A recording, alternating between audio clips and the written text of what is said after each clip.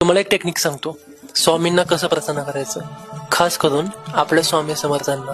हे स्वतः माझ्या मित्राच्या आईने आणि स्वतः मित्राने सुद्धा ट्राय केलं आणि ह्याचे रिझल्ट खूप छान आलेत. पहाटे 4:30 ते 5च्या सुमारास उठायचं. उठल्यानंतर फक्त चूळ भरायची, आंघोळ करायलाच पाहिजे असा काही नियम नाहीये. स्वामींचा फोटो समोर ठेवा आणि आपली ओंजळ करून स्वामींना जे मागायचे ते बिनधास्त मागा, पण पूर्ण श्रद्धेनं मागा.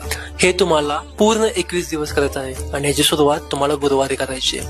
तुम्ही आपल्यासाठी मागू शकता, आपल्या फॅमिलीसाठी मागू शकता, आपल्या जवळच्या लोकांसाठी मागू शकता, आपल्या प्रियजनांसाठी मागू शकता आणि 21 दिवसामध्ये 100% ती गोष्ट होणार म्हणजे होणारच. हा माझा असलेला स्वामींवरती विश्वास आहे.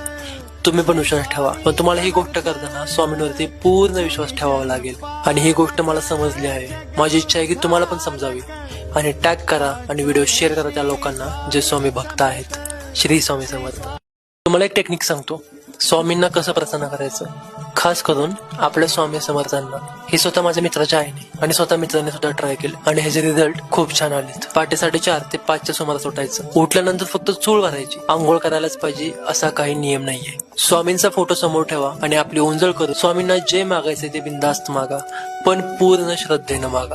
हे तुम्हाला पूर्ण 21 दिवस करत आहे आणि याची सुरुवात तुम्हाला गुरुवारी करायची आहे. तुम्ही आपल्यासाठी मागू शकता, आपल्या फॅमिलीसाठी मागू शकता, आपल्या जवळच्या लोकांसाठी मागू शकता, आपल्या प्रियजनांसाठी मागू शकता आणि 21 दिवसामध्ये 100% ती गोष्ट होणार म्हणजे होणारच. हा माझा असलेला स्वामींवरती विश्वास आहे. तुम्ही पण विश्वास ठेवा, पण तुम्हाला ही गोष्ट करताना स्वामींवरती पूर्ण विश्वास ठेवावा लागेल आणि ही गोष्ट मला समजली आहे. माझी इच्छा आहे की तुम्हाला पण समजावी आणि टॅग करा आणि व्हिडिओ शेअर करा त्या लोकांना जे स्वामी भक्त आहेत. श्री स्वामी समर्थ.